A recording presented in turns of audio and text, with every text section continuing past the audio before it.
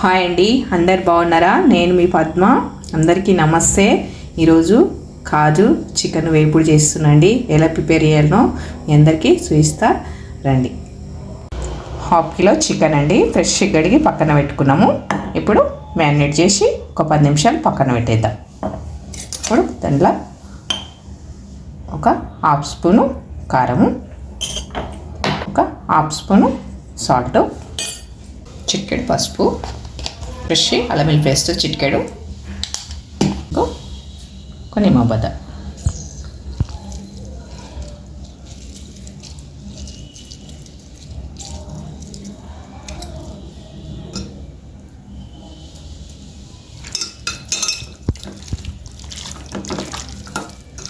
మీకు టైం ఉంటే 1/2 అవర్ అయినా నానబెట్టుకోవచ్చండి. నేను ఒక 20 నిమిషాలు నానబెట్టేస్తా. మీరు కంటిన్యూగా వీడియో చూడండి, చాలా బాగుంటుంది. ఒక 20 నిమిషాలు పక్కన పెట్టేద్దాం. 1/2 కిలో చికెన్ కదండి, సరిపోయినంత ఆయిల్ వేసుకుందాం. జర ఎక్కువనే పడుతుందండి ఫ్రైకి, వేపుడు కదా. ఇప్పుడు ఆయిల్ వేడైంది కదండి, ఒక 3 యాలకులు, ఒక 3 లవంగాలు, 2 చెక్క పలుకులు. ఇప్పుడు మనం ఒక చిన్న 2 ఉల్లిపాయలు,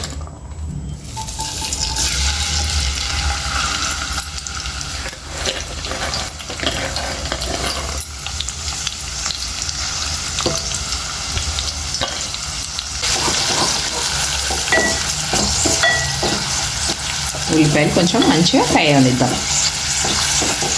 చూడండి, ఈ మాత్రం మంచిగా ఫ్రై అయిపోయిన తర్వాత ఉల్లిపాయలు ఇప్పుడు మనం మ్యానేజ్ చేసి పెట్టుకున్నాం కదా చికెన్, ఇందులో వేసి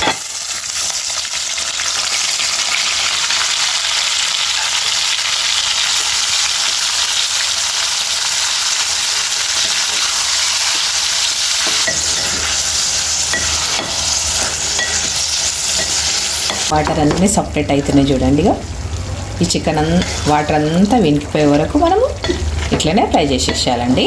మీరు కావాలంటే ఇది కడాయి పెద్దది తీసుకోవచ్చు. నేను చిన్న దాంట్లో వేసేసిన. ఇట్లా ముక్కలు ఇరిగిపోకుండా ఉండాలంటే మీరు పెద్ద కడాయి తీసుకోవాలి. నేను చిన్న దాంట్లో వేసేసిన కాబట్టి చెప్తున్నా. ఇట్లా వాటర్ అంతా వెనికిపోయే వరకు మనం మీడియం పెట్టి ఫ్రై చేసుకోవాలండి. మంచిగా ఇంట్లోనే ఉడికిపోతుంటుంది లాస్ట్ వరకు. తర్వాత మళ్ళీ ఏమేమి వేయాలో మీకు అన్నీ చూపిస్తాను. చికెన్ కూడా చూడండి, మొత్తం వాటర్ అంతా ఫస్ట్లో మనం మీడియం పెట్టినాం కదా మంట, ఇప్పుడు హైలో పెట్టినండి. హైలో పెడితే ఈ వాటర్ అంతా గుంజుకుపోయి మొత్తము ఫ్రైకి దగ్గర వస్తుంది. అప్పుడు మళ్ళీ ఏమేమి వేయాలో మీకు అన్నీ చూపిస్తాండి. నచ్చితే లైక్ చేయండి. వాటర్ అంతా డ్రై అయ్యే వరకు మనం ఫ్రై చేద్దాం. చూడండి, చికెన్ చక్కగా రంగు మారిపోయింది కదా, మంచిగా ఫ్రై అయిపోయింది. మనకు రంగు మారుతుంటే అర్థమైపోతుంది. ఈ మాత్రం ఏంటంటే మంచిగా ఫ్రై అయిపోయినట్టు చికెను. మనం ఇట్లా డౌట్ ఉంటే చూసుకోవచ్చు కూడా, 2 ముక్కలు అయిపోతుంది. ఇట్లా అంటేనే రంగు మారింది, ఈ మాత్రం ఉందంటే ఫ్రై అయినట్టు లెక్క. మనం ఇందాక కొంచెం 1/2 స్పూన్ కారం వేసుకున్నాం కదండి. ఇప్పుడు మనం ఇంకొక 1/2 స్పూను కారం,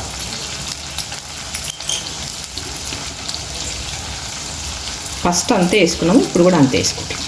ఉప్పు కారం మాత్రం మీకు సరిపోయినంత వేసుకోండి. ఇప్పుడు ధనియా పౌడర్, ఇప్పుడు కొంచెం చిటికెడు జీలకర్ర పౌడర్,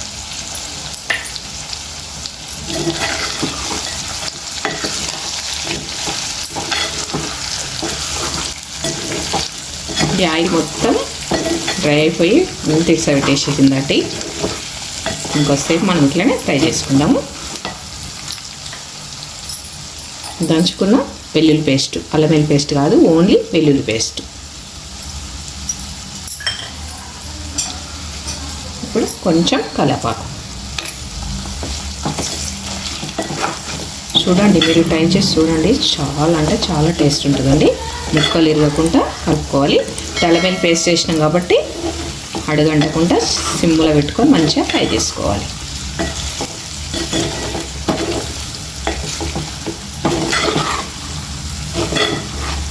ఇంకొంచెం ఫ్రై అయిన తర్వాత మళ్ళీ ఏమి వేయాలో చూపిస్తాను మీకు.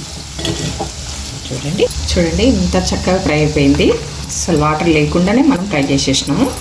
ఇప్పుడు పచ్చిమిర్చి అండి, ఇప్పుడు కొన్ని కాజు అండి,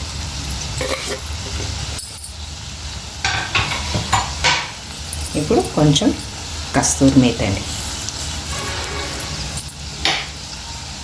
కొంచెం చికెన్ మసాలా అండి. చికెన్ మసాలా లేకపోతే గరం మసాలా వేసుకోవచ్చు.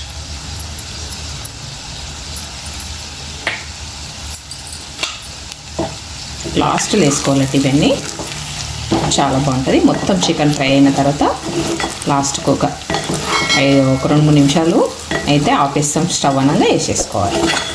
ఫస్ట్ అయితే మనం ఎట్లా ఓన్లీ చికెన్ ఎట్లా ఫ్రై చేసుకున్నాం చూసారు కదా, ఇవన్నీ లాస్ట్లో వేసేసుకోవాలి. చాలా అంటే చాలా బాగుంటుంది, టేస్ట్ ఉంటుందండి. కానీ ముక్కలు ఇరగకుండా మీరు ఇట్లా మధ్యలో నేను ఇరగొట్టకుండా ఎట్లా కలుపుకున్నా చూడండి, ఇట్లా ఇరగొట్టకుండా మీరు మంచిగా కలుపుకోవచ్చు. మీరు పెద్ద ఫ్యాన్ తీసుకోవాలి కలిపేటప్పుడు.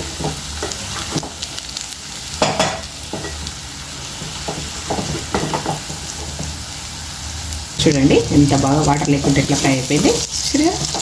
ఇప్పుడు మనం బంద్ చేసుకోవడమే కొత్తిమీర వేసి.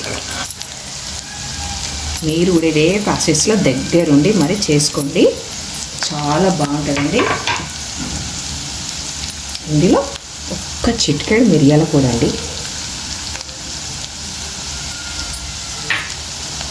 రెస్టారెంట్ స్టైల్ కూడా వాడదండి, అంత అంటే అంత బాగుంటుందండి టేస్ట్ మాత్రం. అయితే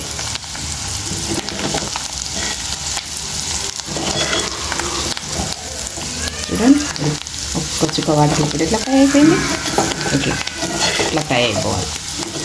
చాలా అంటే చాలా బాగుంటుందండి. ఇప్పుడు స్టవ్ ఆపేద్దాం.